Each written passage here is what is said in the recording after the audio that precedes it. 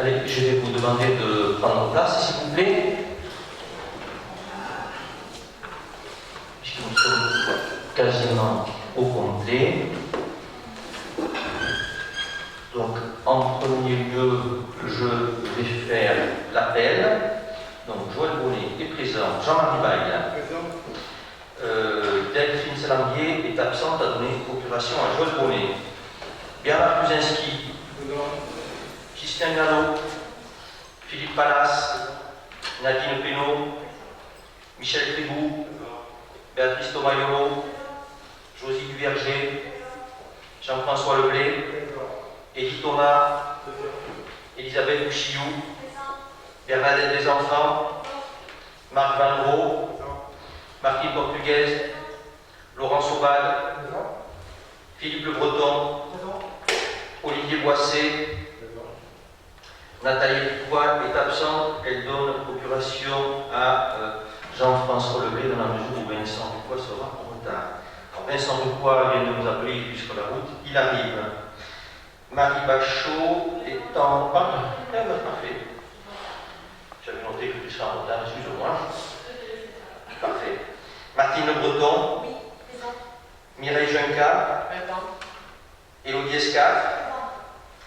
Patricia Beaumont sera en retard, elle donne en attendant procuration à Élodie Escaf. Julien Paris. Présent. Federico D'Acosta, absent dans la procuration à Julien Paris. Cédric Péter. Présent. Très bien. Le quorum est atteint. Je peux déclarer la séance ouverte. Je vais vous proposer de désigner notre secrétaire de séance habituel, Jean-François Leblé. Y a-t-il quelqu'un d'autre de candidat?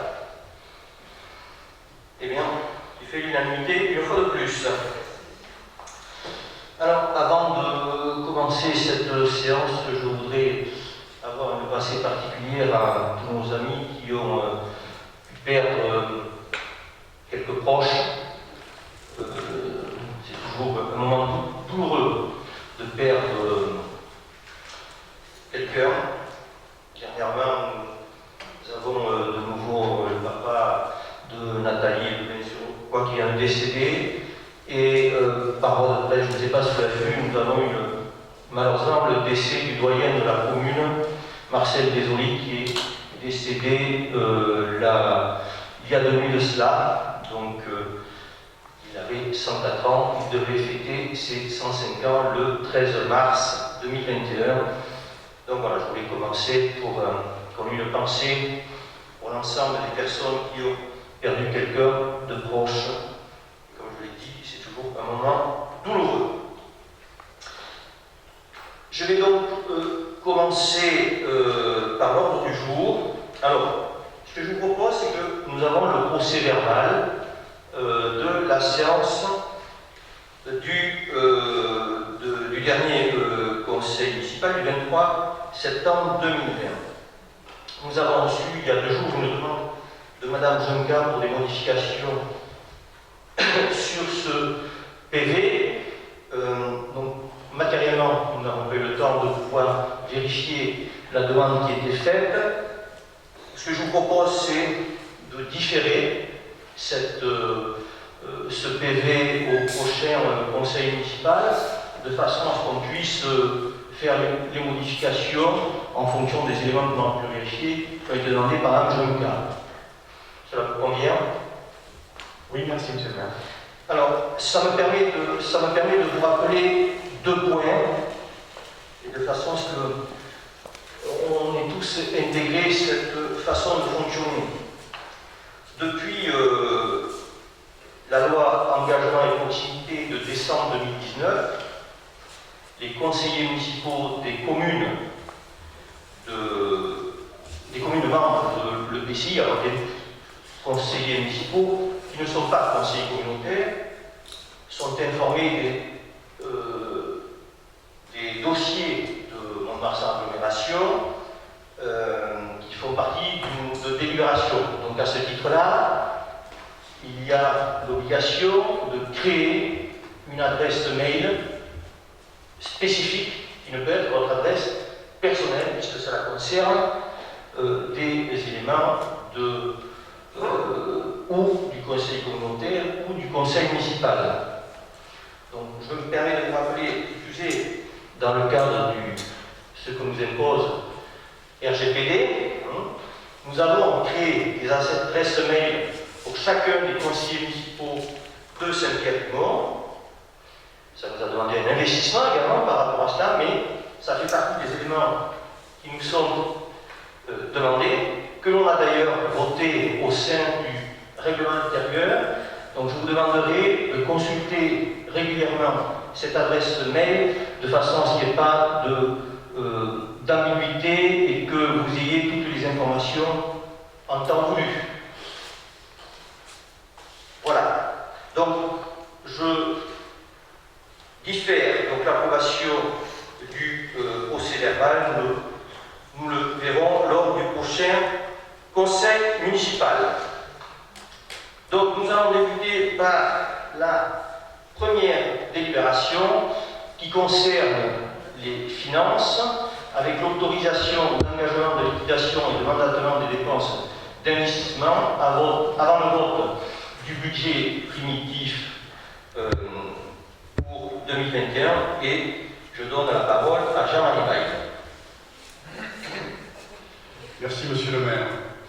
Donc, comme d'habitude, c'est une délibération que nous passons régulièrement en fin d'année, puisque nous voterons les budgets de 2021 aux alentours du mois d'avril. C'est pour nous donner la possibilité de commencer l'exercice, et ce uniquement sur le budget investissement, puisque dans le fonctionnement, nous avons le droit d'autoriser le quart du budget de fonctionnement de l'année précédente. Dans l'investissement, il est normal que nous passions une délibération pour que le conseil municipal nous autorise à utiliser 25% des crédits inscrits au budget au BP 2020. Donc vous avez le détail au niveau de l'investissement des différents chapitres. Donc la limite de 278 756 € correspond à la limite supérieure que la commune pourra engager, liquider et mandater dans l'attente du vote du budget primitif 2021. Et compte tenu de cette précède, il est proposé au conseil municipal de se prononcer sur l'autorisation d'engagement de liquidation et de mandatement des dépenses d'investissement dans l'attente du vote du budget primitif 2021 à hauteur du quart des crédits ouverts du budget 2020, soit 278 756 €, non compris les crédits afférents à la dette.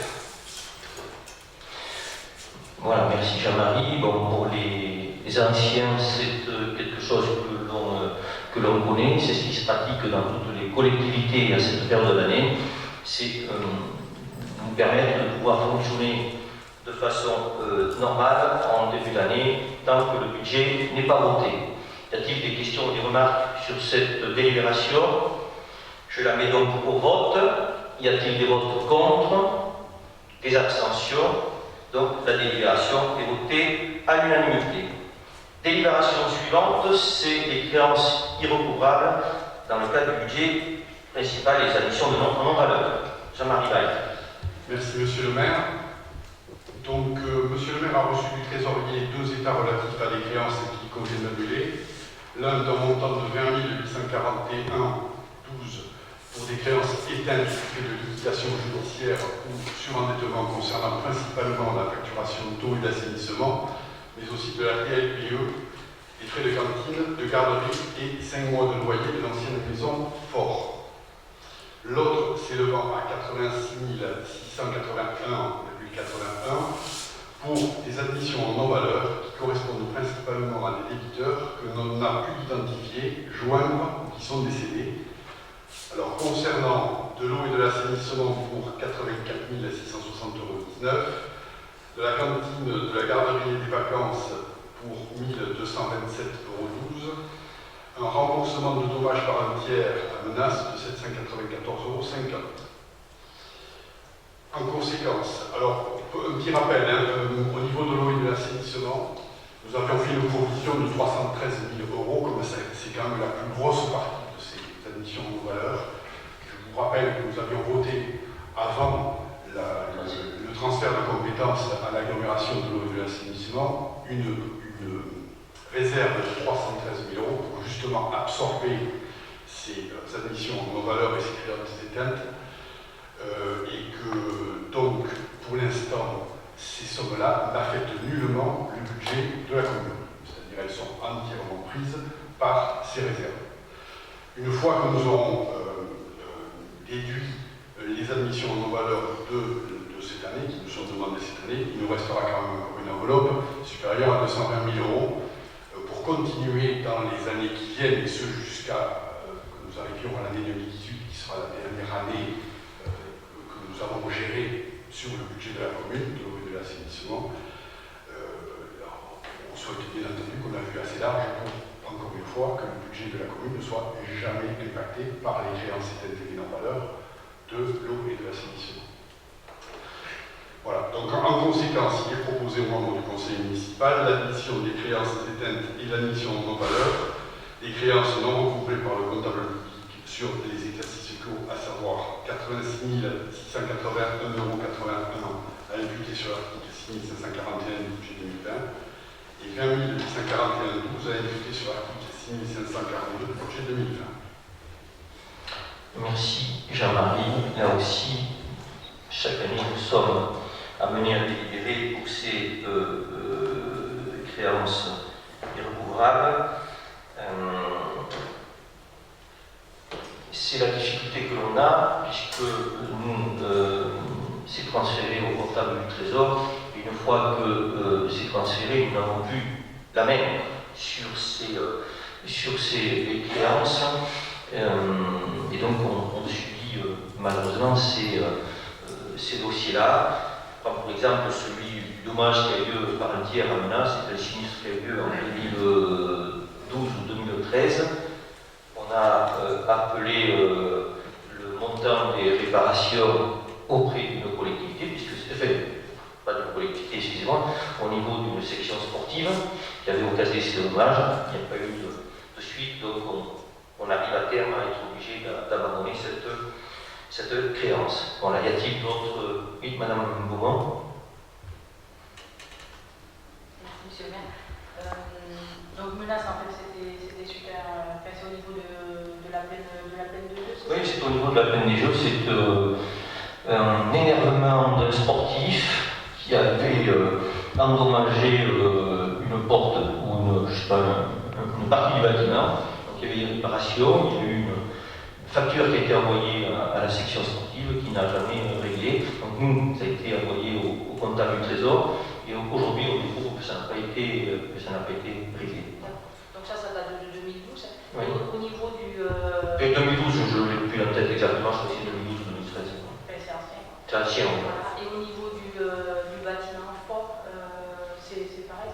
Le bâtiment fort, c'était les loyers, c'est où il y a ce qu'on appelle le bâtiment fort, c'est où il y a le... L'atelier nature. Comment? L'atelier nature, en fait. Voilà, c'est l'atelier nature. Donc voilà, c'était l'ancien locataire. Par la suite, la mairie est devenue propriétaire de ce bâtiment. Et c'est l'ancien locataire, c'est les arriérés de loyer qui n'ont pas été recouvrés. D'accord. D'autres questions? Donc je mets cette délibération au vote. Y a-t-il des votes contre? Des abstentions? Donc la délibération est votée à l'unanimité. Délibération suivante, c'est la subvention SIDEC. Jean-Marie Baille. Merci, Monsieur le maire. Donc, délibération maintenant devenue récurrente au sein de notre conseil, c'est-à-dire à chaque fois que le SIDEC intervient sur la commune pour des remplacements ou de candélabres ou accidentés, voilà, on est obligé de passer une délibération. Donc, je vous en donne lecture. La commune doit confier au SIDEC des travaux qui ressortent de sa compétence énergie. Ces travaux, de par leur nature, correspondent à des subventions d'équipement aux organismes publics qui s'imputent sur l'article 204-15-12 et sont soumis à délibération. Ces travaux seront financés sur fonds propres. La ville ne fera pas appel au financement proposé pour chaque affaire par le SIDEC. Les crédits correspondants sont prévus sur la délibération 91-2019 du 7 décembre 2019 autorisant l'engagement, la liquidation et le mandatement des dépenses d'investissement avant le vote du budget primitif principal 2020. En conséquence, il est proposé au conseil municipal d'approuver la réalisation par le SIDEC des travaux ci-dessous énumérés. Merci Jean-Marie. Et vous avez la liste donc des dossiers concernés sur cette délibération. Ça devient un classique, puisqu'on en a à tous les conseils municipaux maintenant. Des questions, des remarques par rapport à cela, Madame Beaumont? Une petite précision. En fait, la pose des décorations, c'est fait en régie là, depuis... Alors, une partie est faite en régie, mais pas toute. Ah d'accord. Non. Pose des prises, c'est pour... Il s'agit juste d'une nouvelle décoration qui a été posée. Alors pour les anciennes, il n'y a pas de problème. Mais quand on pose une nouvelle décoration, vous savez, on prend l'électricité sur un candélabre. Et pour ce, il faut poser une prise. Et seul le SIDEC est habilité à le faire. Donc, d'autres questions par rapport à cela? Donc, je mets la délibération au vote. Y a-t-il des votes contre? Des abstentions? Donc, délibération votée à l'unanimité. Délibération suivante, c'est l'avance de trésorerie au budget du CCAS. Jean-Marie Baille. Merci, Monsieur le maire. Donc, dans l'attente du vote du budget 2021, il convient de prévoir le versement d'une avance de trésorerie sur le budget du CCAS afin d'assurer la continuité du service, compte tenu de l'allongement important des paiements de prestations par les divers organismes. En conséquence, il est proposé au conseil municipal d'approuver le versement sur l'exercice 2021 d'une avance de 200 000 € au titre de la subvention 2021 allouée par la commune au budget du CCAS. Là aussi, c'est une délibération que nous retrouvons chaque année dans l'attente du vote du budget et donc de la subvention allouée au CCAS, qui sont des subventions essentiellement pour le fonctionnement de notre crèche. Des questions par rapport à cela? Donc, je mets au vote. Y a-t-il des votes contre? Des abstentions? Donc, délibération votée à l'unanimité. Délibération suivante, c'est l'allocation d'une subvention exceptionnelle à la Fédération française de la course landaise. Alors, effectivement, j'ai été saisi par les coprésidents de la Fédération française de la course landaise concernant la difficulté dans laquelle se trouvaient notamment les ganaderos landais liés à la crise sanitaire, puisque l'ensemble des spectacles taurins, courses landaises, concours landais ont été annulés sur l'exercice sur l'année 2020.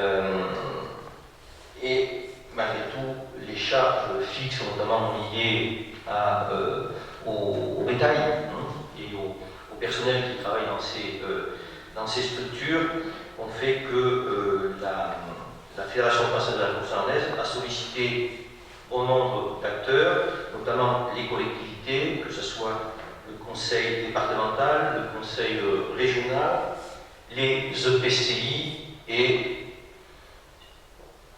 certaines communes, notamment la nôtre, puisque nous abrutons le siège de la Fédération française de la course landaise sur la commune de Saint-Pierre-du-Mont.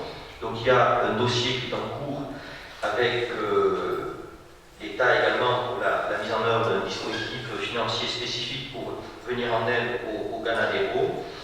Donc, comme je l'ai évoqué précédemment, la quasi-totalité des spectacles taurins a été annulée dans notre département et au-delà également, et qu'en fonction des mesures sanitaires, aujourd'hui, ils ne savent pas quand est-ce qu'ils pourront reprendre leur activité. Nous l'avons vécu, nous aussi, sur Saint-Pierre-du-Mont, puisque les fêtes de Saint-Pierre-du-Mont ont été annulées, et de fait, le concours que l'on organise chaque année a été, de fait, annulé également. Donc à ce titre-là, et afin d'aider notre patrimoine gascon, je vous propose d'allouer une subvention exceptionnelle à la Fédération française de la course landaise, qui, après, le répercute auprès des ganaderos en toute transparence, puisqu'ils font passer la répartition qu'ils ont faite, puisqu'ils ouvrent un compte spécifique pour les aides des collectivités, une subvention de 5 000 € pour venir en aide aux ganaderos par le biais de la Fédération française de la course landaise. Y a-t-il des questions par rapport à cela? Monsieur Paris?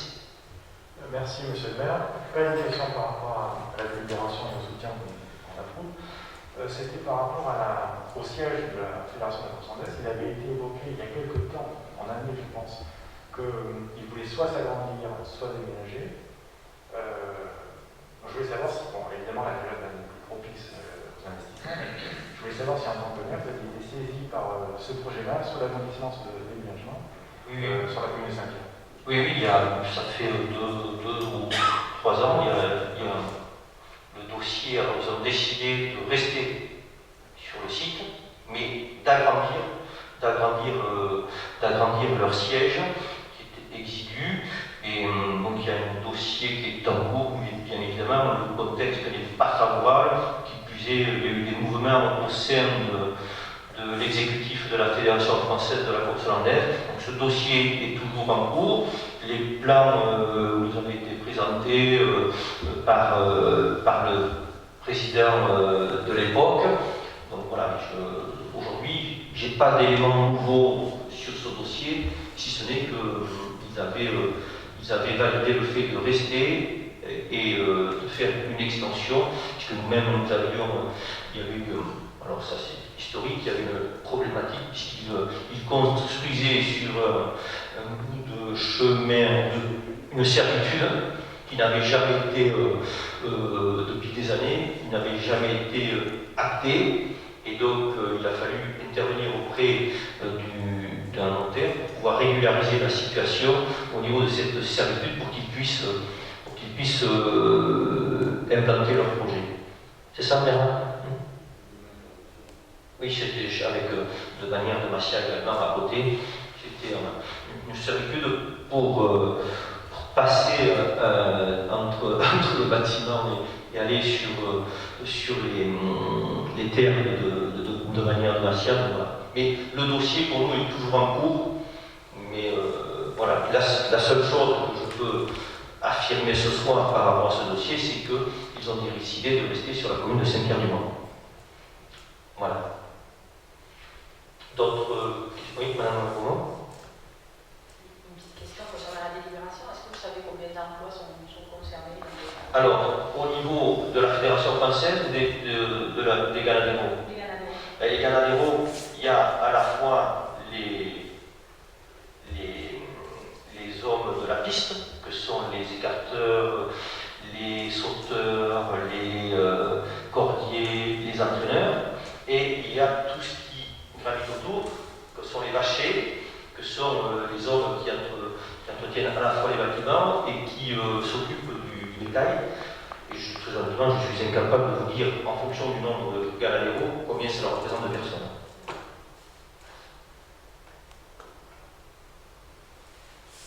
D'autres questions? Donc je mets cette délibération au vote. Y a-t-il des votes contre? Des abstentions? Donc délibération votée à l'unanimité. Délibération suivante, c'est la mise à jour du tableau des effectifs de la commune. Je passe la parole à Jean-Marie Baye. Merci, monsieur le maire. Donc il s'agit de la mise à jour du tableau des effectifs. Le tableau des effectifs permet de recenser l'ensemble des agents déployés sur la commune. Il ne faut pas confondre le tableau des effectifs avec les délibérations suivantes. La délibération portant création, suppression ou modification d'un emploi, ou la délibération ouvrant les emplois conformément à l'alinéa 1er de l'article 75 de l'ordonnance 2005-10 du 4 janvier 2005. Le tableau doit être mis à jour tout au long de l'année. Il doit être daté et conservé. Il peut être fixé par une délibération. En application du Code général des collectivités territoriales, le tableau des effectifs est un état du personnel qui doit obligatoirement être annexé à la délibération fixant le budget et le compte administratif de la commune. À ce jour, le tableau des effectifs de la commune présente un certain nombre d'emplois vacants, soit que les agents aient quitté la collectivité, soit qu'ils aient été nommés à un poste suite à une promotion. Il n'y a plus lieu de laisser ces postes vacants. Donc, le CD et le CHSCT a été saisi pour avis sur les modifications à apporter au tableau des effectifs le 15 décembre 2020. En conséquence, il est demandé au conseil municipal de se prononcer sur la suppression des postes vacants inscrits au tableau des effectifs à compter de l'entrée en vigueur de la délibération s'y rapportant. Donc vous avez dû prendre connaissance des différents postes que l'on supprime. Alors effectivement, il y avait beaucoup de postes ouverts qui ne correspondaient pas au 0,12 en fait. Si avant le vote du budget, il faut que notre 0,12 de les charges personnelles colle avec le tableau des effectifs. Alors que comme chaque fois qu'il y a ou des promotions ou des choses comme ça, on se retrouve avec des tableaux des effectifs qui ne sont plus à jour, il est bon à cette fin d'année de le remettre à jour, donc de supprimer tous ces postes qui sont vacants, afin que lors du vote du budget 2021, on soit parfaitement collé, que notre 0,12 colle avec le tableau des effectifs. Voilà, monsieur. Merci. Ça permet un peu de faire un peu le ménage sur cette liste qui était assez exhaustive, avec des postes qui n'étaient pas affectés. Donc, y a-t-il des questions par rapport à cela? Oui, Madame Juncker. Merci, Monsieur le maire. Donc, je voudrais intervenir au sujet de la suppression du poste de directeur général des services. Dans les communes de plus de 2000 habitants, la loi, pas le Code général des collectivités locales, mais la loi, qui en fait partie, portant statut de la fonction publique territoriale, prévoit la création d'un emploi fonctionnel de directeur général des services. La loi fixe aussi ses missions. Ce dernier dirige l'ensemble des services et en coordonne l'organisation sous l'autorité du maire. Cet emploi est obligatoirement pourvu par voie de détachement par un fonctionnaire de catégorie A de la filière administrative, la plupart du temps car les compétences requises sont généralistes, financières, juridiques et RH. Dans le domaine de la gestion des ressources du maire, d'ailleurs, le DGS est tenu de signer des entretiens pro avant de les soumettre au veto du maire, par exemple. Le DGS est aussi le principal collaborateur du maire, auquel il dispense des conseils de matière juridique, notamment afin de sécuriser les actes et procédures. La sécurité juridique des actes, arrêtés et délibérations est une nécessité et une obligation. Tout cela pour éviter les contentieux qui coûtent cher en argent et en temps. Or, nous avons constaté que ce n'était pas toujours le cas à Saint-Pierre-du-Mont. Ainsi, le conseil municipal n'a pas délibéré, comme le prévoit la loi, sur les conditions de location de biens communal et en fixant notamment le prix du loyer. En l'absence de délibération, le bail souscrit est illégal et le locataire est un occupant sans titre. Pour nous, faire des économies en ne recrutant pas le directeur général des services n'est pas un gage de gestion responsable pour une commune de la strate de 10 000 habitants à laquelle appartient Saint-Pierre-du-Mont.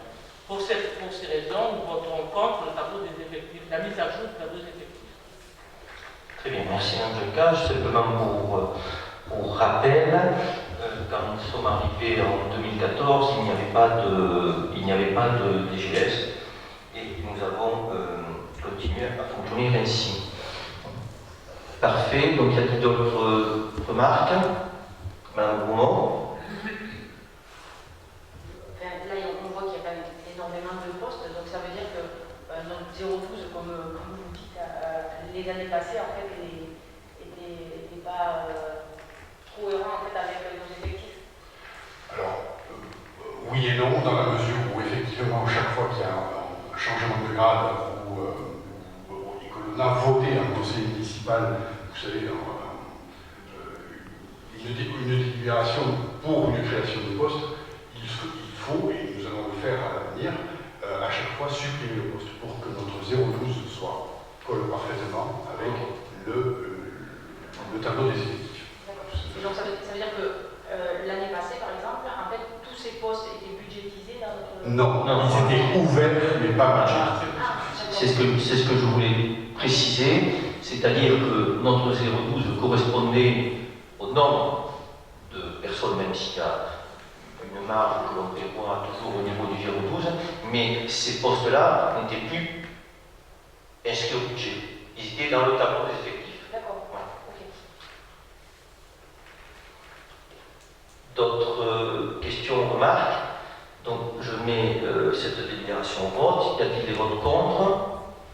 Donc 6.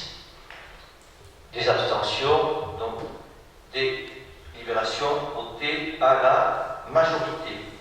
Délibération suivante, c'est la modification du tableau effectif avec la création d'un poste d'opérateur des activités physiques et sportives permanent à temps complet. Monsieur Baïla. Merci, monsieur le maire. Donc, vu la loi numéro 83-634 du 13 juillet 83 modifiée portant droit et obligations des fonctionnaires, vu la loi 84-53 du 26 janvier 84 modifiée portant dispositions statutaires relatives à la fonction publique territoriale, notamment l'article 34 qui dispose que les emplois de chaque collectivité ou établissement sont créés par l'organe délibérant de la collectivité ou de l'établissement, vu le tableau des effectifs de la ville, vu le budget de la ville, considérant la nécessité de recruter un éducateur maître-nageur sauveteur au sein du service municipal des sports, et afin de tenir compte du profil et du grade du candidat qui sera retenu. Il est proposé au conseil municipal de se prononcer sur la création à compter du 1er mars 2021 d'un emploi permettant à temps complet d'opérateurs des activités physiques et sportives appartenant au cadre d'emploi de catégorie C, de prévoir les crédits suffisants au budget principal de l'exercice 2021. Très bien, vous remarquerez que c'est un poste qui n'a pas été supprimé dans la liste précédente, mais là tout simplement c'est un poste un recrutement qui va être effectué dans la mesure où nous avons un personnel qui est en arrêt de travail de longue durée, qui aujourd'hui ne peut pas reprendre son activité professionnelle, et notamment au niveau de notre piscine municipale et de par les obligations que nous avons en matière de surveillance. Si nous ne recrutons pas quelqu'un, nous ne pourrions pas assurer cette surveillance puisqu'il faut des ânes pour pouvoir surveiller la piscine et en même temps, comme nos agents ne font pas que de la surveillance de piscine, ils interviennent également dans des activités RP, mais également l'encadrement des stages vacances, des vacances ados. Donc voilà, c'est un recrutement qui est en cours et qui sera procédé à côté du 1er mars 2021. Y a-t-il des questions, Madame Junca? La dernière fois, vous avez prévu la création de 2 postes d'éducateurs. Là, vous avez changé d'idée, parce que là, c'est un poste de catégorie C. Oui, tout à fait. Ce que nous n'avons pas changé d'idée, c'est qu'on s'est aperçu qu'en créant ces postes-là, nous n'avions pas eu suffisamment de candidats pour pouvoir intervenir, pour pouvoir choisir. Donc on a ouvert de façon à ce qu'il y ait plus de candidatures, puisque la fois dernière, nous n'avions eu que 2 candidats. Et donc c'était compliqué de choisir au niveau de candidats. Voilà, en fonction des différents profils, nous les avons reçus, mais nous avons préféré différer et pouvoir ouvrir un poste, y compris en catégorie C. Voilà. Donc, vous recrutez une catégorie C? Alors, on se donne la possibilité de recruter quelqu'un en catégorie C. Ah, vous n'avez pas choisi le candidat encore? Ah non, on a ouvert le poste, la candidature a été lancée, les candidats ont jusqu'au début janvier pour envoyer leur candidature, et il y aura un process d'entretien, de recrutement qui sera effectué pour un poste au 1er mars 2021. Voilà. D'autres questions? Donc je mets cette... Pardon, excusez-moi, Madame Bougon, je ne l'ai pas vu. Donc du coup, comme ça peut intéresser des gens qui sont autour de nous, donc vous recherchez quoi comme profil? Alors il faut impérativement quelqu'un qui a le BNSA, BNSSA, pardon, excusez-moi, je mélange toujours. Un BNSSA pour la surveillance de la piscine, mais pas que, parce que je veux que ça soit quelqu'un qui puisse intervenir en dehors de la piscine. Aujourd'hui, comme les salles de sport n'ont pas d'activité, que les stages ne sont pas organisés, pour pallier à l'absence de cet agent, nous avons recruté en contrat en durée déterminée une personne qui ne fait que de la surveillance de la piscine, même si en ce moment il n'y en a pas, mais pour être en conformité aux obligations qui sont les nôtres. Mais nous espérons tous, cette crise sanitaire va avoir, j'espère, la fin bientôt et retrouver des activités quasi normales. Et dans ce cadre-là, il faut qu'il y ait quelqu'un qui intervienne également en dehors de la piscine comme je l'ai dit tout à l'heure, il y a la TAP, mais il y a également les animations que la collectivité organise pendant les vacances pour les jeunes, pour les ados, enfin, voilà, et des projets qui sont en cours. D'accord, donc un profil éducateur sportif. Comment? Un profil éducateur sportif. Oui, mais pas que. Il faut qu'il puisse la surveillance. Et la fois dernière, c'est ce qui nous avait bloqué par rapport au recrutement que nous avions lancé. Voilà. D'autres questions? Donc je mets la délibération au vote. Y a-t-il des votes contre? Des abstentions? Donc la délibération est votée à l'unanimité. Délibération suivante, la convention d'adhésion au service PCS du CDG 40, c'est une mise à jour. Et je donne la parole à Bernard Kuzinski. Merci M. le maire. Donc notre commune s'est dotée le 12 septembre 2019 du plan communal de sauvegarde, conformément à la loi du 13 août 2004 de modernisation de la sécurité civile. Je rappelle que l'objectif d'un plan de sauvegarde est, en cas de survenance d'événements graves, de mettre en œuvre une organisation anticipée sur le territoire de la commune. Sa mise en œuvre vise à sauvegarder des vies humaines, diminuer les dégâts et protéger l'environnement. Cette organisation coordonne les moyens et services existants pour optimiser la réaction. Pour rappel, depuis la création du PCS, le PC Crise s'est réuni une fois quelques heures dimanche après-midi quand il y a eu une crue un petit peu importante au mois de mai quand la Midouze a débordé. Dans ce contexte, l'Association des maires des Landes et des présidents des communautés des Landes, en partenariat avec le Centre de gestion des Landes, nous propose par l'intermédiaire du service plan communal de sauvegarde du CDG 40 de mettre à jour notre plan communal de sauvegarde et le document d'information communale sur les risques majeurs, qui est à la disposition des administrés.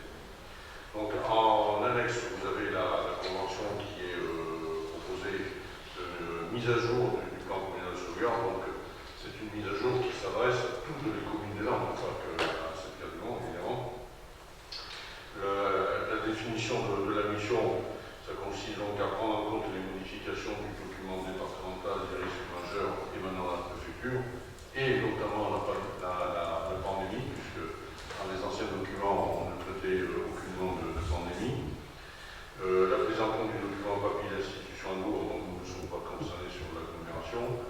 La prise en compte des modifications du plan iode, appelé plan Orsec, de stockage et distribution du comprimé d'iode. Ce sont pour des accidents nucléaires et les comprimés se trouvent en général dans les pharmacies. Essentiellement aussi la prise en compte des modifications dues au changement du conseil municipal, puisque vous savez que nous sommes tous cités dans le PCS, donc là il y aura forcément une mise à jour des élus, des numéros de téléphone, des réformes des quartiers ou de secteurs.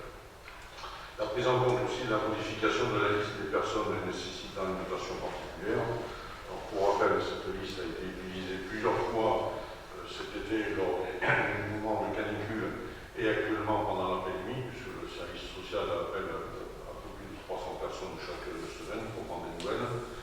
Et la prise en compte du système d'alerte et d'information des populations, autrement dit la sirène, que vous entendez dans certains coins de la ville tous les premiers mercredis du mois. Donc bien sûr, la prise en compte de l'affichage d'organisation obligatoire en ligne. Ceci dit, une fois que le nouveau PCS sera rédigé, le service du CDG s'engage à effectuer un exercice de PCS au niveau de la commune. Donc on ne va pas arrêter toute la ville, mais uniquement ceux qui s'y intéressent dans le PC Crise qui est actuellement déroulé dans la salle du conseil municipal. Ces exercices sont l'occasion de mettre en œuvre et en pratique des apprentissages théoriques. Les conditions d'intervention, donc bien sûr, il faut désigner un élu référent, voilà, de la collectivité, et un agent technique qui connaît particulièrement bien. Donc on vous avait le premier coup, je pense que on va garder les mêmes. Mais ceci dit, la désignation de ces deux référents, un élu et une autre personne, devra être officialisée. Donc là, c'est officialisé. Donc le CDG 40 s'adressera donc à un élu ou au technicien connaissant la commune. Moyennant quoi, évidemment, cette mise à jour n'est pas gratuite. Elle coûte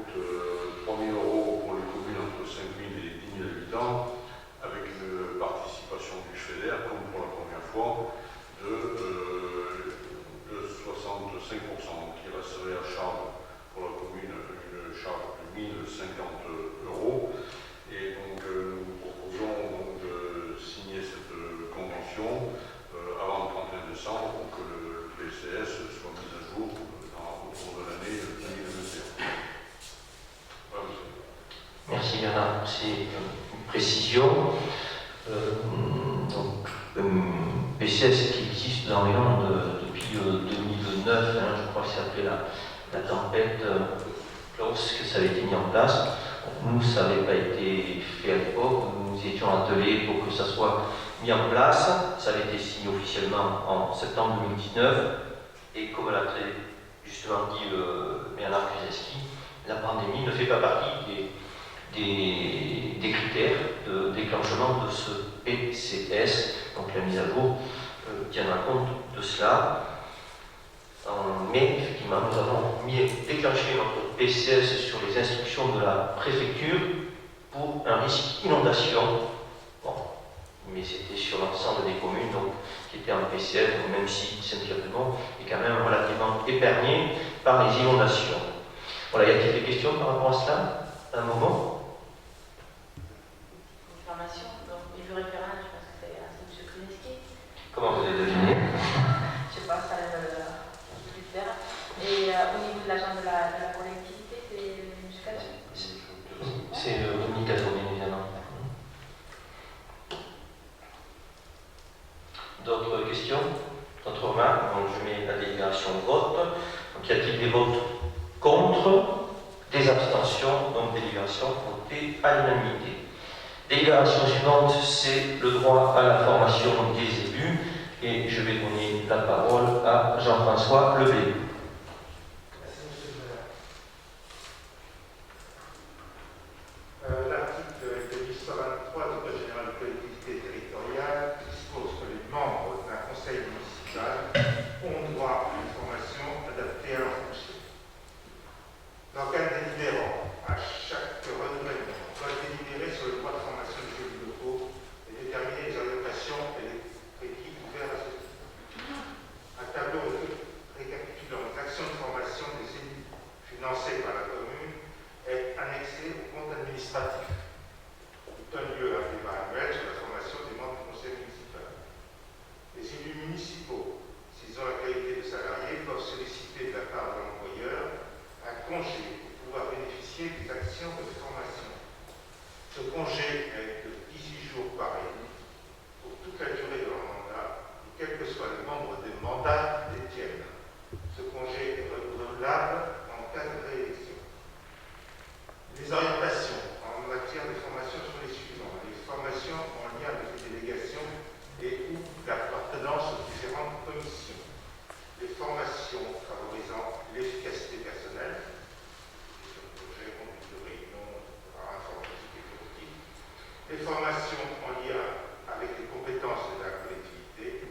Les formations liées à la gestion des politiques locales, finances publiques, marchés publics, délégation de services publics, démocratie locale, intercommunalité. Les frais de formation constituent une dépense obligatoire pour la commune, à condition que l'organisme dispensateur de la formation soit agréé par le ministre de l'Intérieur. Le montant prévisionnel des dépenses de formation ne peut être inférieur à 2% du montant total des indemnités de fonction allouées aux élus de la commune. Le montant réel des dépenses de formation ne peut excéder 20% du même montant. Les crédits relatifs aux dépenses de formation qui n'ont pas été consommés à la clôture de l'exercice, au titre duquel ils ont été inscrits, sont affectés en totalité au budget formation de l'exercice suivant. Ils s'accumulent ainsi avec le montant du budget formation obligatoire voté chaque année. En revanche, ils ne peuvent être reportés au-delà de la fin de la mandature, c'est-à-dire l'année au cours de laquelle intervient le renouvellement de l'Assemblée délibérante. Les frais de formation comprennent les frais de déplacement, les frais d'enseignement, la compensation de la perte éventuelle du salaire, le traitement ou des revenus justifiés par les. La prise en charge de la formation des élus se fera selon les principes suivants: agrément des organismes de formation, dépôt préalable au stade de la demande de remboursement précisant l'adéquation de l'objet de la formation avec les fonctions effectivement exercées pour le compte de la collectivité, liquidation de la prise en charge au surgir significatif des dépenses, répartition des crédits de leur utilisation sur une base égalitaire entre les élus. Compte tenu de ce qui précède, il est proposé au conseil municipal de se prononcer sur les orientations du droit à la formation ainsi définie, d'allouer prévu une enveloppe budgétaire annuelle à la formation des élus municipaux d'un montant égal à 2% du montant des indemnités des élus, soit 2180 €. De prévoir dans le cadre du budget principal 2021 l'inscription des crédits correspondants sur le compte 6535. Très bien, merci Jean-François. C'est pour ça que nous le votons en début de mandature, que nous le présentons en début de mandature, de façon à pouvoir inscrire au budget ce budget de formation. Voilà, y a-t-il des questions par rapport à ça, M. Paris? Merci, Monsieur le maire. 2%, c'est le montant plancher. Et donc, nous disons aux collègues du conseil municipal, aux collègues conseillers municipaux, que nous avons la chance de bénéficier d'une loi protectrice qui garantit et qui assure le droit à la formation pour l'ensemble des élus en imposant aux maires, comme le nôtre, un plancher minimal de 2%. Cette délibération est intéressante parce qu'elle donne finalement la vision je ne vais pas dire de cette majorité, parce que je ne veux pas tout m'incriminer, mais en tout cas des exécutifs, du maire, peut-être de ses adjoints, la vision qu'ils ont du conseiller municipal. En votant, en réservant un si faible montant de formation, cela écarte forcément la volonté pour chacune ou chacun d'obtenir une formation. Un élu formé, c'est un élu éclairé. Et un élu éclairé, c'est un élu qui maîtrise les compétences octroyées, allouées aux collectivités locales, qui connaît leur fonctionnement interne, qui est en capacité d'évaluer les dispositifs qui sont mis en œuvre ou appliqués, et s'il est capable de les évaluer, alors il peut aussi les contrôler.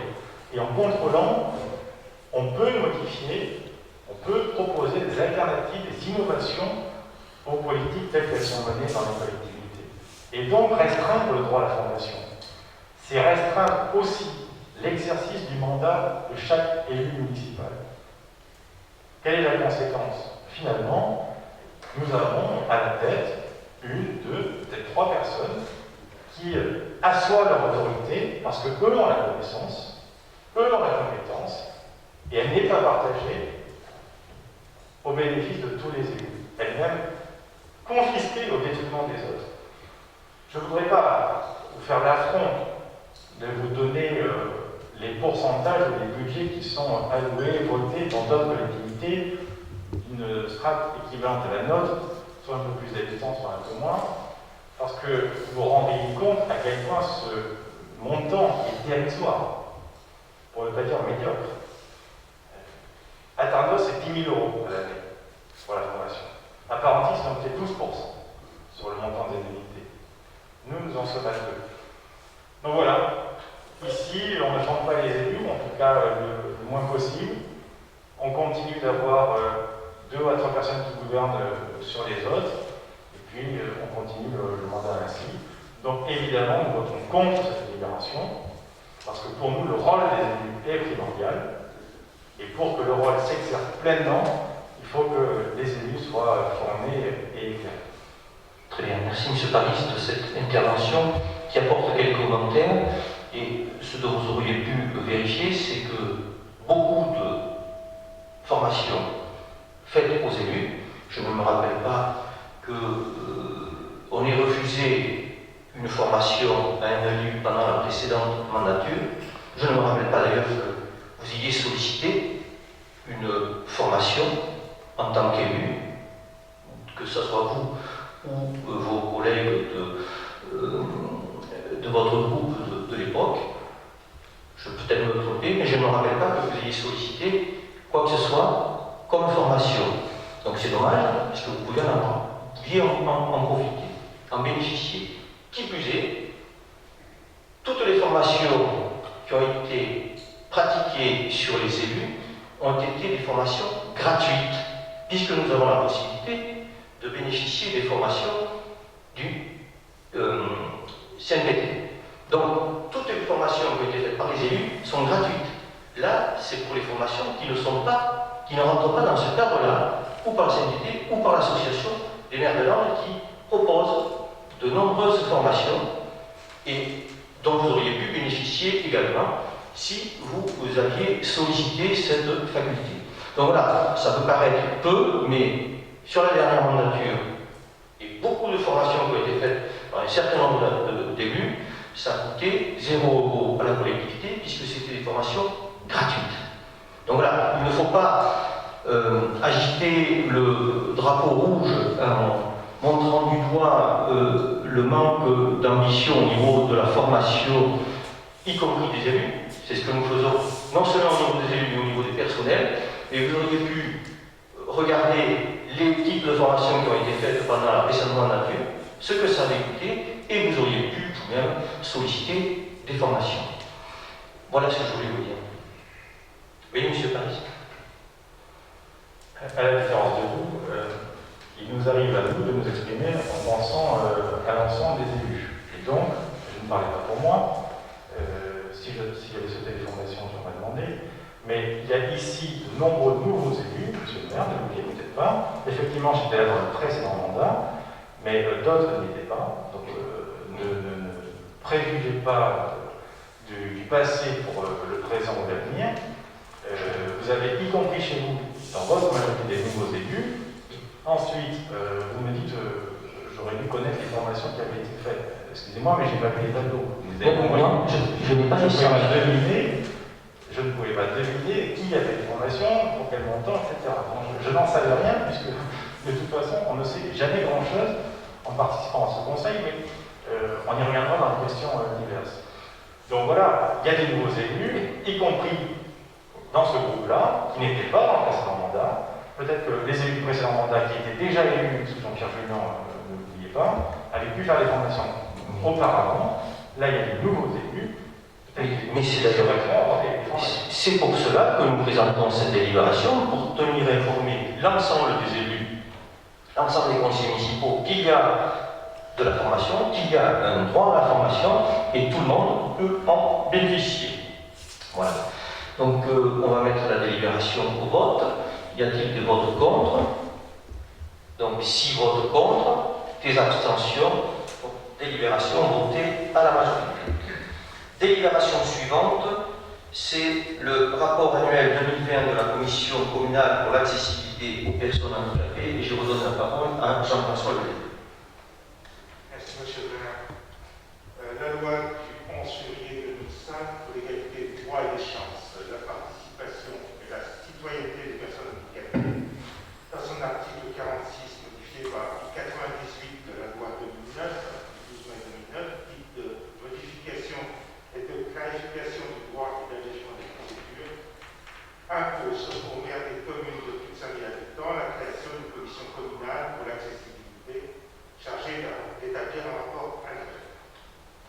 La commission communale pour l'accessibilité constitue donc une instance consultative composée des membres suivants: élus de la commune, services municipaux et associations des personnes handicapées.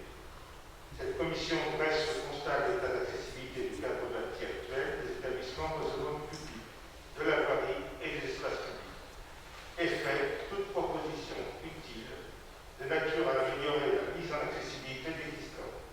Elle organise également un système de recensement de l'offre de logements accessibles aux personnes handicapées. Ce rapport a été établi et approuvé par la Commission communale pour l'accessibilité lors de sa réunion plénière du 2 décembre 2020. Je vais donc proposer, pour répondre à l'obligation de présenter un rapport annuel de la Commission communale pour l'accessibilité sur la situation en matière de handicap, de prendre acte du contenu de ce document de synthèse. Le Code général des collectivités territoriales, la loi de 2005 pour l'égalité des droits et des chances, la participation et la citoyenneté des personnes handicapées, et notamment son article 46,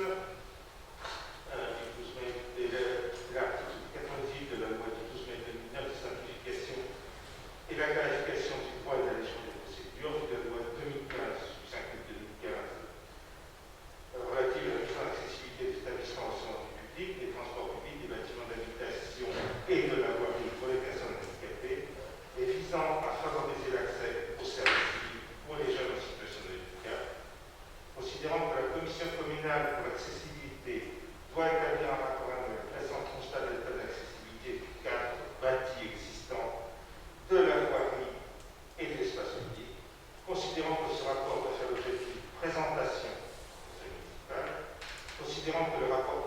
conseil municipal doit être transmis aux représentants de l'État dans le département, au président du conseil départemental et au conseil départemental consultatif des personnes handicapées. Il est proposé au conseil municipal de prendre acte de la présentation du rapport annuel de la commission communale à l'accessibilité. Merci Jean-François. Donc vous avez le rapport qui a été joint à la délibération.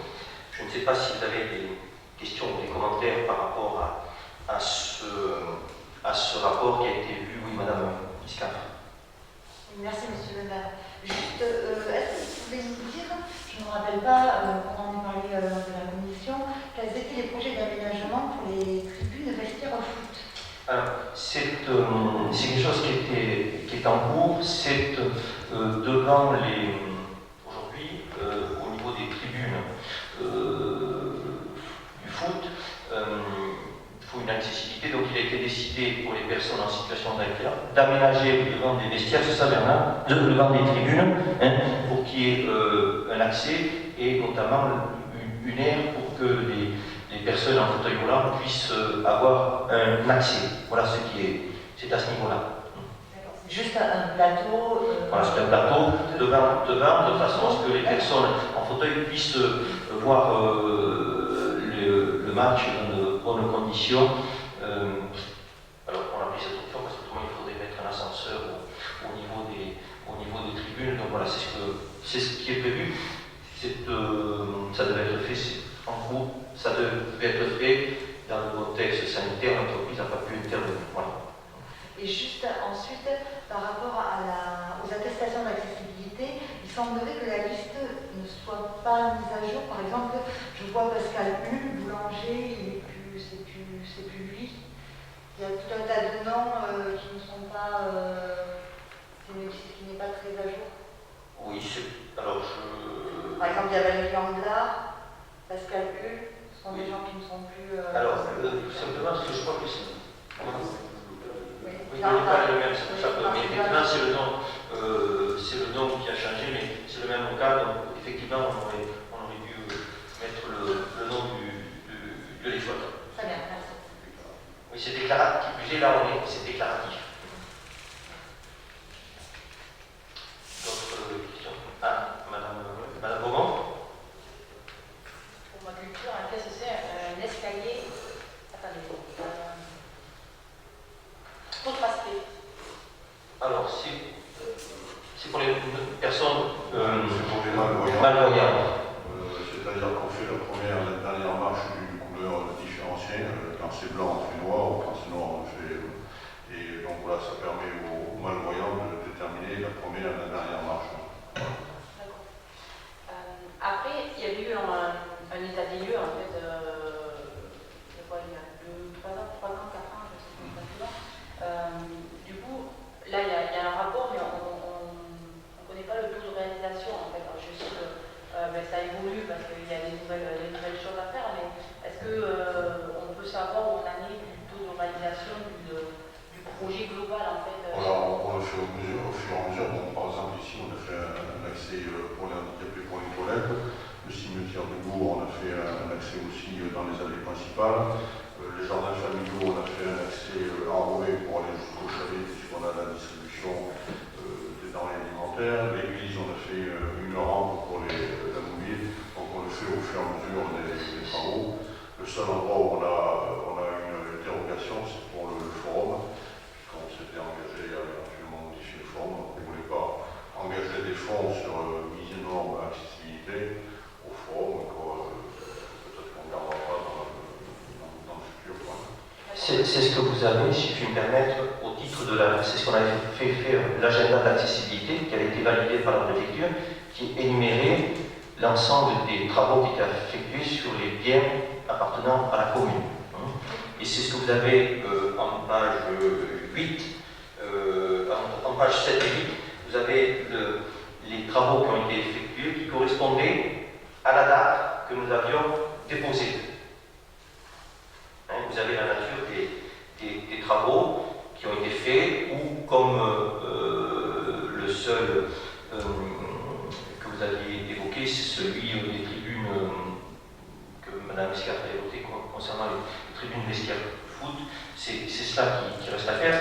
Le reste étant effectué, les travaux étant effectués, et comme l'a dit M. Kruzinski, nous avons obtenu une dérogation de la préfecture sur le forum des associations, puisque nous serions dans l'obligation de mettre un ascenseur pour du fait des salles qui sont à l'étage, qui indique un ascenseur extérieur et une nouvelle circulation à l'intérieur du forum pour pouvoir accéder à cet ascenseur.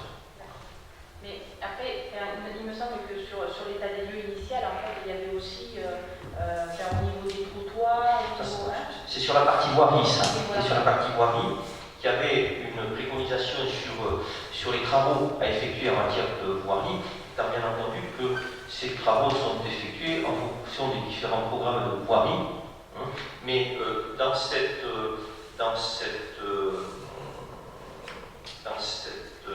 ce document, c'était une estimation qui avait été faite pour les travaux de voirie dans ce cadre-là. Mais contrairement à l'ADA, on n'est pas dans le cadre où on dépose un dossier sur les bâtiments publics, où on a l'obligation d'effectuer les travaux.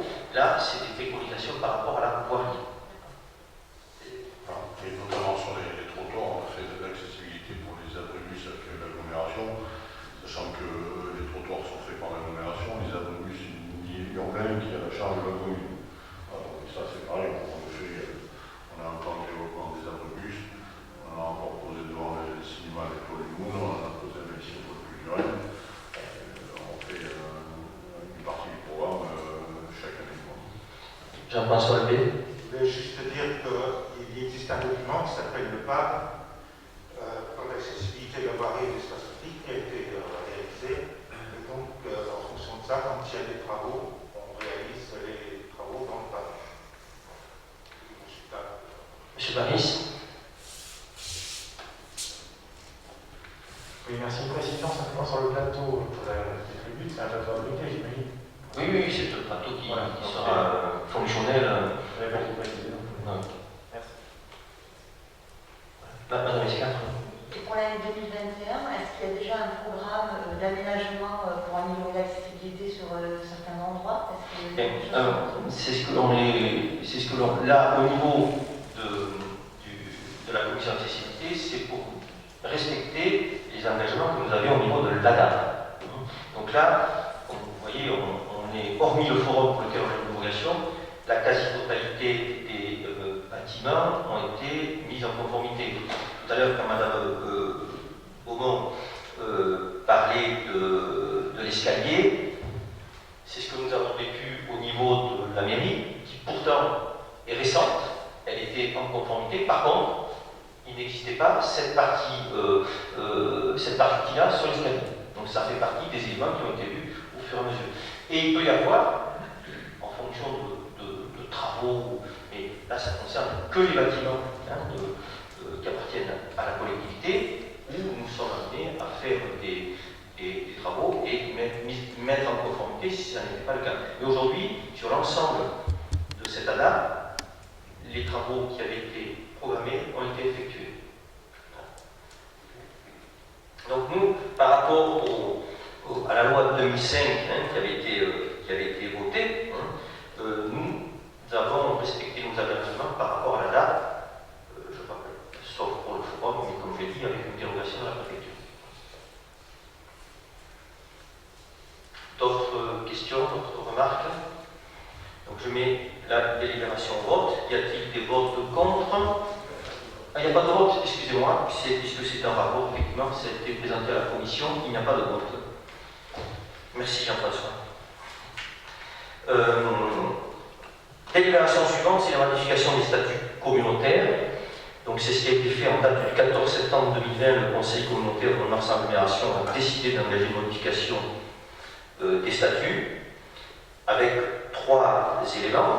Là, en premier, c'est lié à la loi de décembre 2019 qu'on évoquait tout à l'heure, engagement et proximité, qui a supprimé dans les compétences la notion de compétences optionnelles, puisque dans le cadre des PCI. Il y a des compétences dites obligatoires et il y avait des compétences dites optionnelles.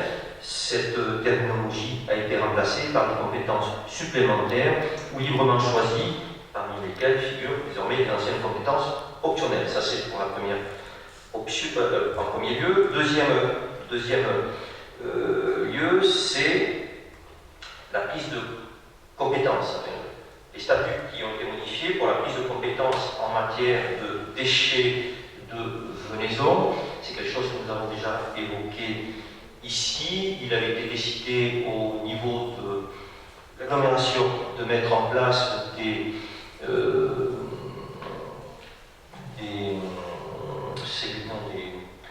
bacs, excusez-moi, des bacs pour récolter les déchets de venaison et de les regrouper sur certains sites. Saint-Pierre-du-Nord en fait partie, puisqu'il y a 3 sites aujourd'hui qui ont été déterminés sur l'agglomération pour pouvoir récupérer ces déchets de venaison. Les ACCA des communes du territoire seront amenés à déposer leurs déchets sur les 3 sites qui ont été arrêtés et de faire intervenir une entreprise pour venir récolter ces déchets de venaison. Il y a un règlement de fonctionnement qui sera adopté par le conseil communautaire dès lors que cette compétence existe pour les modalités à la fois des traitements et l'entretien des plateformes qui sont liées. Voilà, et la troisième partie, c'est la protection de la nature dans le cadre des espèces animales et végétales, mais aussi les espaces naturels dont elles dépendent. Donc la sauvegarde des espèces et de leur espace dépasse les frontières communales et l'échelon intercommunal semble le plus pertinent pour intervenir dans les thématiques liées à la protection des espaces et de la biodiversité. Toutefois, si la communauté d'agglomération est bien compétente dans le domaine de la protection et mise en valeur de l'environnement, les actions environnementales de protection de la diversité, de la biodiversité et des espaces naturels sensibles n'entrent pas dans les domaines dans lesquels elle peut intervenir en vertu de ses statuts. Donc, il est alors proposé d'ajouter une compétence librement choisie, action environnementale de protection de la biodiversité et des espaces naturels sensibles. Voilà, donc vous avez les statuts qui ont été, donc vous avez la copie avec donc les modalités par délibération du 14 septembre 2020 de la mise en conformité loi engagement et proximité exerce des compétences librement choisies, gestion des déchets de venaison et action en faveur de la protection de la biodiversité et des espaces naturels sensibles. Donc, et vous avez les options 16 et 17 qui reprennent ce que je viens de dénoncer. Y a-t-il des questions par rapport à cela? C'est quelque chose donc, qui a été déjà voté en conseil communautaire. Donc pas de questions, donc je mets cette délibération au vote. Y a-t-il des votes contre? Des abstentions? Donc la délibération est votée à l'unanimité. Vous avez ensuite les 2 décisions qui ont été prises, donc, sur lesquelles je ne sais pas si vous avez des questions ou des remarques sur ces 2 décisions. Très bien. Écoutez, c'est vrai qu'il y avait peu de délibération, donc nous sommes arrivés au terme de notre conseil municipal en ce qui concerne les délibérations. Donc j'ai reçu des questions de la part de l'opposition à laquelle je vais répondre. Donc je vous laisse la parole, j'énumère au fur et à mesure les questions et je vous réponds. Non, pas le problème.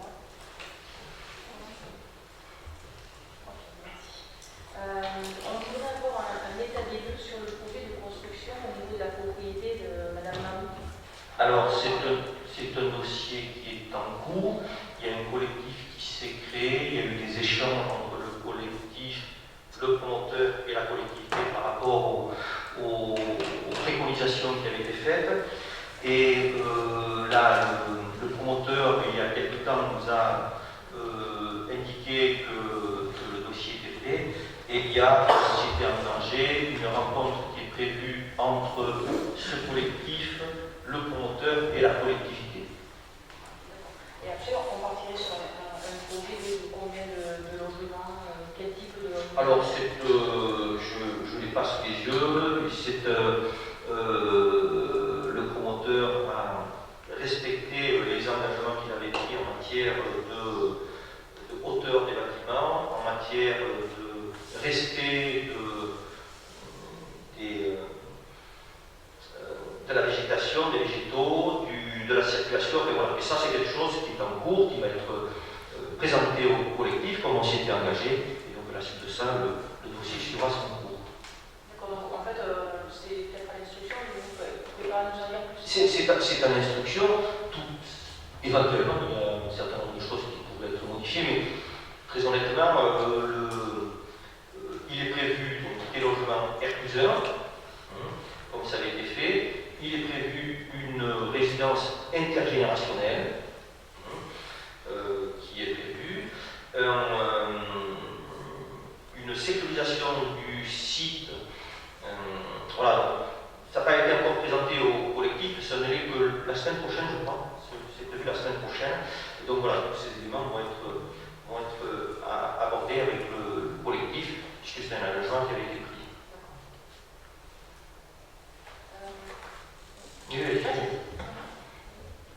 Oui, merci. Pour faire suite à notre interrogation du 29 septembre du dernier conseil municipal sur un courrier des parents d'élèves de l'école Claude Mistral, c'est pour savoir quelle réponse vous leur aviez apportée. Alors, il y a une réponse qui a été faite directement par le service d'éducation de l'ensemble en date du 7 décembre. Une réponse qui leur a été faite en date du 7 décembre. Comment? On pourra en être destinataire? Alors, je ne sais pas, ils l'ont envoyé à l'association des parents d'élèves, donc voilà, c'est l'association des parents d'élèves qui l'a sollicité, donc la réponse a été faite à l'association des parents d'élèves.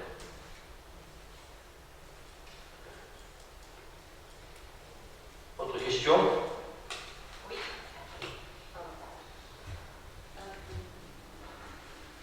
En relisant l'NPNL, en fait, il y a un terme, on aimerait que vous nous l'expliquiez, que vous nous expliquiez le projet en fait, qui est derrière cette phrase, un projet de requalification de l'entrée du quartier de la Moustelle afin d'améliorer les liaisons entre les équipements publics mentionnés dans le NPNL. Est-ce que vous pouvez nous dire ce que c'est ce projet de requalification de Alors, l'entrée? c'est ce que j'ai déjà évoqué, et le dossier est en cours d'élaboration par les services. Il y a un concours d'architectes qui va être lancé. Donc, c'est la requalification de l'ensemble des espaces publics du quartier de la Moustelle, puisque, pour mémoire, je vous rappelle que le bâtiment, le foncier, le bâtiment appartient à Initial Habitat, donc il est le gestionnaire. Il y a un programme de travaux qui est en cours au niveau des bâtiments de Initial Habitat, qui est à la fois des compagnons bâtisseurs, mais il y a eu une première phase qui était le chauffage qui a été refait en totalité, même si je sais qu'il y a encore quelques difficultés, mais Initial Habitat a refait l'ensemble du chauffage qui était, on va dire, vétuste. Il y a un programme sur les cages d'escalier, il y a un programme sur les portes d'entrée, il y a un programme sur la sécurisation des points d'entrée également, et des façades. Donc c'est un programme qui est prévu, je regarde Michel Rouge, jusqu'en 2023-2024. Et donc concomitamment à cela, dans le cadre du dossier NPNRU qui est affecté au quartier politique de la ville, nous avons candidaté, fait auprès de l'État pour monter un dossier au niveau de ce NPNRU qui est la requalification des espaces publics. Donc, effectivement, dans le libellé, il y a l'entrée du quartier, mais c'est lors du concours d'architecte et du travail qui sera fait, du dossier qui sera présenté par l'architecte retenu, que le travail sera fait, avec notamment des enquêtes, des rencontres publiques, des réunions publiques, des rencontres avec des associations, des rencontres avec les commerçants,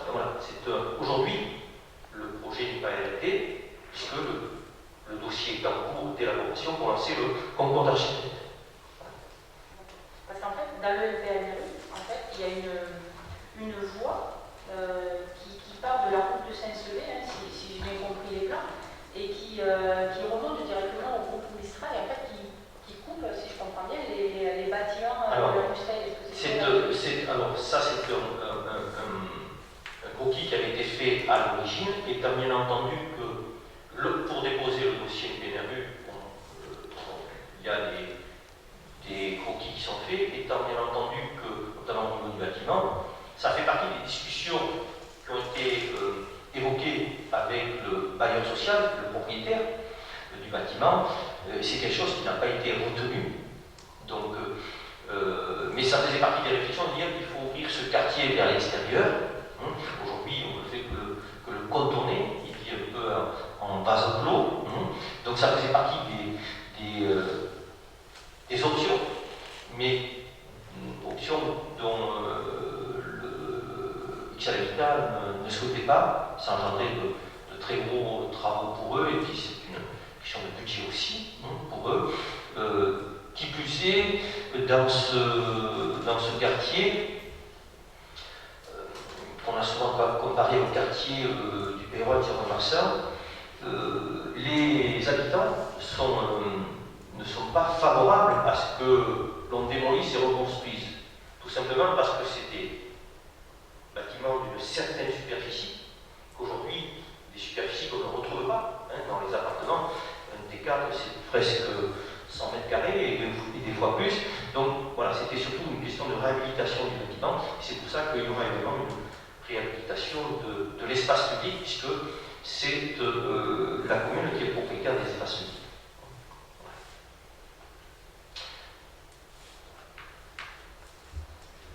D'autres questions? Oui. Donc moi je vais intervenir pour le quartier de Ménas. Oui. Donc, le quartier? Non, pardon. Le site. Pardon, excusez-moi, je me trompe. Dans le site de Menas, c'est une propriété de la commune, si je ne m'abuse, qui est soumis, qui est entretenu. Et du CCAS. De la commune et du CCAS. Du CCAS, bon, c'est perdument pas. Qui est entretenu par la Tour du Marsan, par convention. Or, il y a manifestement un défaut d'entretien. Moi, je suis promène souvent, avec des amis, etc. Mais il y a un délabrement important des passerelles en bois et des bancs, il faut voir dans quel état c'est. Donc, la sécurité des promeneurs n'est plus assurée. On vous a envoyé des photos d'ailleurs, et d'ailleurs j'en ai d'autres en stock et qui sont encore pire. Donc, nous souhaitons savoir quelle démarche vous comptez engager en qualité de maire pour qu'au moins les passerelles soient mises en état. Parce que si un accident se produit, ça c'est sûr que la responsabilité du maire et de la commune est engagée.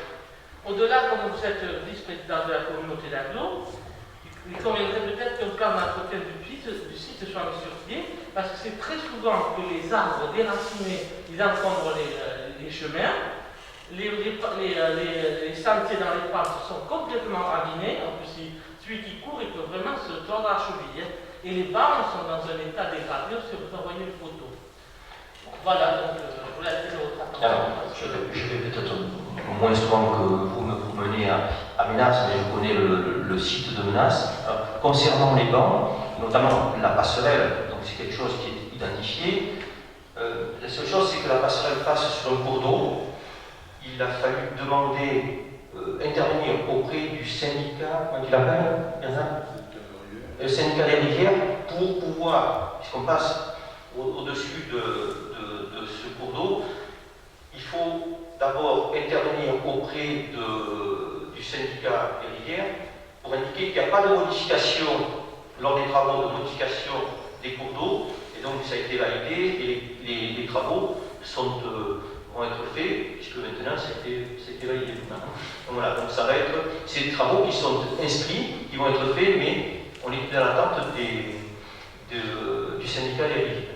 Au niveau des bancs, effectivement, il y a un certain nombre de bancs qui sont en mauvais état. Ils vont être remplacés. Il y en a une partie, alors ça fait partie des options que nous avons prises, qui me paraissent intéressantes. C'est qu'un certain nombre de bancs ont été faits par l'IME, dans le cadre d'un projet pédagogique avec l'IME. Et donc, voilà, certains bancs sont faits par l'IME, d'autres ont été commandés, donc vont être installés. Je crois que l'IME les a livrés il y a 15 jours, puisque c'est intéressant de faire travailler les jeunes ados de l'IME. Ils ont un atelier de menuiserie, donc ça a été fait, et donc l'IME a livré les bancs. Donc c'est des bancs qui vont être changés au fur et à mesure, mais c'est en cours. Ça fait partie du programme qui a été mis en place, et les bancs vont être changés au fur et à mesure. Voilà.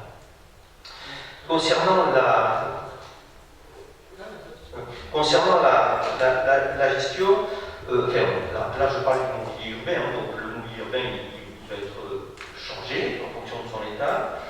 Je crois que même l'IME est en train de faire des racks à vélo supplémentaires, donc il faut en bois. Voilà, mais effectivement, c'est des projets pédagogiques qui sont mis en place avec l'IME, ça peut prendre un peu plus de temps que si on les achète, on les commande et on les achète. Concernant l'entretien, aujourd'hui, il y a un marché qui existe au niveau de Mont-de-Marsan Agglomération, qui a été mis en place et qui intervient en fonction des dommages sur le site. Donc c'est un marché qui existe. Par contre, ce qui est en réflexion, c'est effectivement de mettre en place un plan de gestion sur le site. Donc c'est quelque chose qui est à l'étude. Mais aujourd'hui, l'entretien, comme vous l'avez dit très justement, est confié à Mont-de-Marsan Agglomération, puisque c'est Mont-de-Marsan Agglomération qui a la compétence tourisme, et le site étant classé site touristique, c'est pour ça que la compétence est allouée à Mont-de-Marsan Agglomération. Voilà. Question suivante.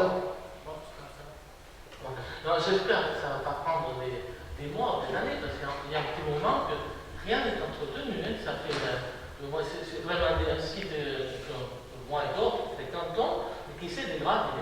J'espère qu'il est temps que la communauté d'Aglo et que la commune entretiennent correctement, parce que vraiment, c'est un bijou, c'est vraiment ce serait dommage de. Je vous confirme, la commune ne peut pas intervenir dans la mesure où c'est une compétence, et quand bien même on peut aider à la gestion le cas échéant. Question suivante. Un moment. Pardon, j'ai coupé la parole. Excusez-moi, ça restait sur le même domaine. Le plan de gestion, en fait, il y avait un plan de gestion en 2012 au niveau de la gestion, en tout cas de la base nautique et de tout ce qui est au niveau du parcours sportif, les voies du CCAS. Ma question.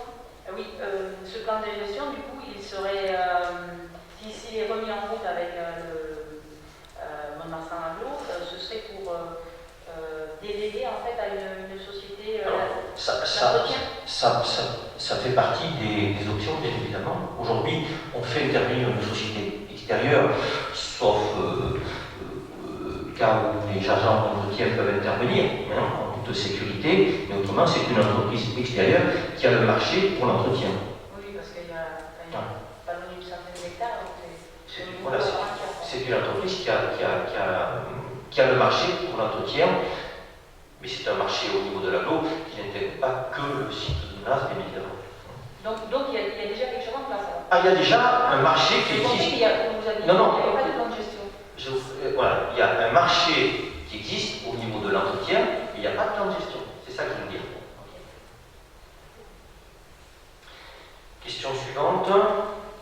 Oui, nous avions appris à l'agglomération, au conseil communautaire de Mont-de-Marsan Agglomération, que le président de l'agglomération avait attaqué la commune de Saint-Pierre-du-Mont, un permis de construire accordé par la commune de Saint-Pierre-du-Mont pour un cinéma Saint-Pierre-du-Mont. Donc on l'avait appelé parce qu'il avait mandaté un cabinet d'avocats. Il n'y avait ni dans la décision de la délibération cette même information ici au conseil municipal. Est-ce que vous avez décidé de gens de la commune par le biais d'un cabinet d'avocats. Oui, il y a un cabinet d'avocats qui a été mandaté. D'accord. Et vous avez pris la décision comment? Comment? La décision a été prise comment? Elle a été prise par le maire, puisque on se fait représenter par un cabinet d'avocats. Voilà. Mais par rapport, je me rappelle que c'était par rapport aux honoraires que la délibération a été prise sur Mont-de-Marsan. La décision, oui, que ça a été écrit en décision.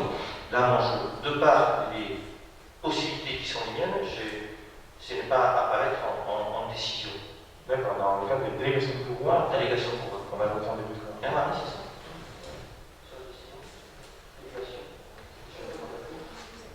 Parce que quand vous approuvez des marchés, parce que c'est dans le cadre de délégation, ça reste quand même des décisions. Oui.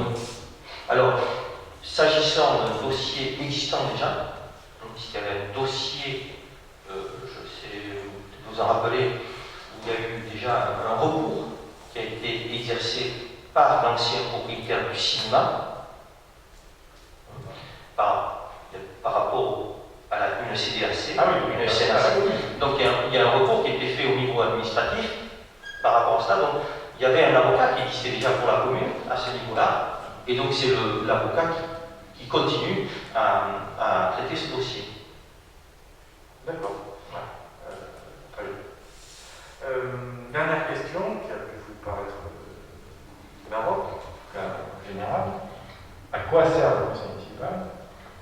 D'accord. Mais alors, à ce titre-là, puisque je vais répondre à votre question, à quoi sert le conseil municipal?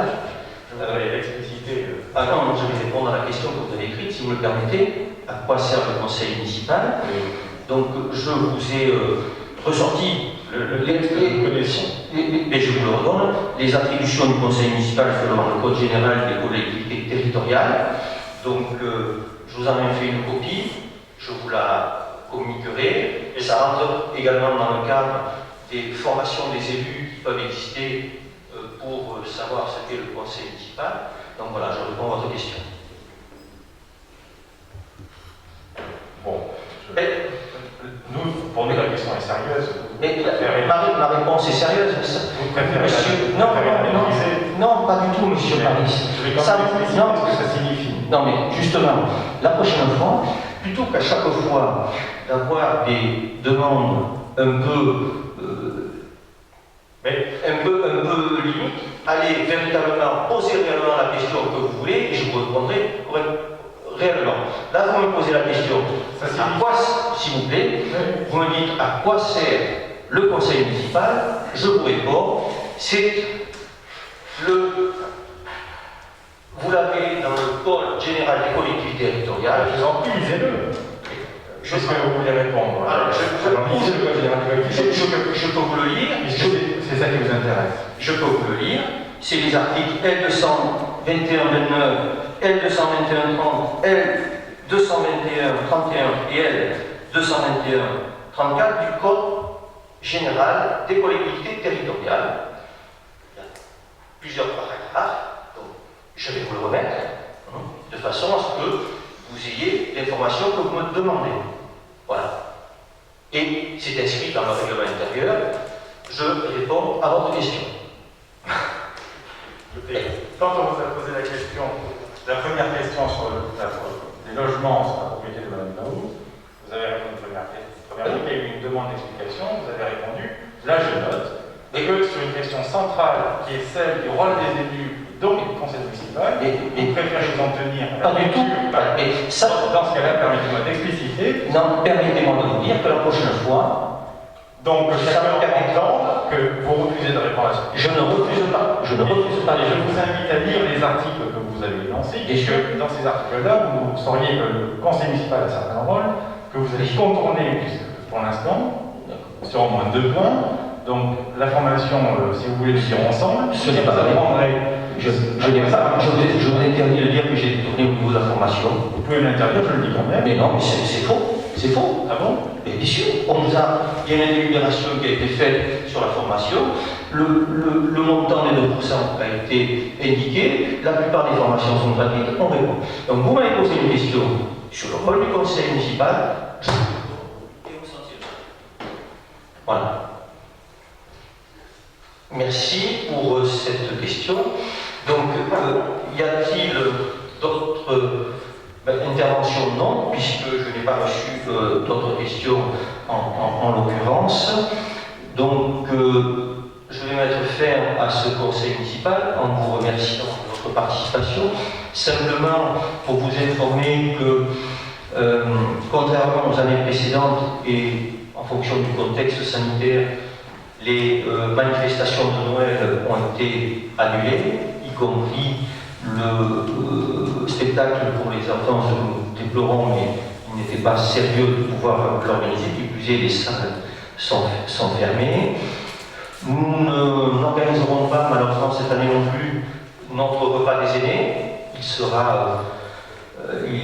serait pas judicieux d'organiser quelque chose. Par contre, nous avons pris la décision au niveau du CCAS de distribuer des coffrets aux personnes de plus de 70 ans qui bénéficient habituellement du repas des aînés, et donc c'est quelque chose qui se fera à partir de lundi prochain avec la distribution des coffrets pour ces personnes-là. Voilà, je voulais vous tenir informé de ce qui va être mis en place. Voilà, écoutez, malgré ce contexte sanitaire, je vous souhaite de bonnes fêtes de fin d'année.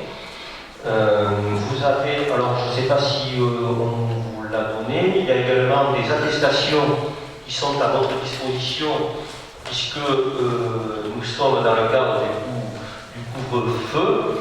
Donc vous avez des attestations qui vous sont à votre disposition pour pouvoir rentrer tranquillement chez vous. Donc bonne soirée et bonne fête de fin d'année à tout le monde.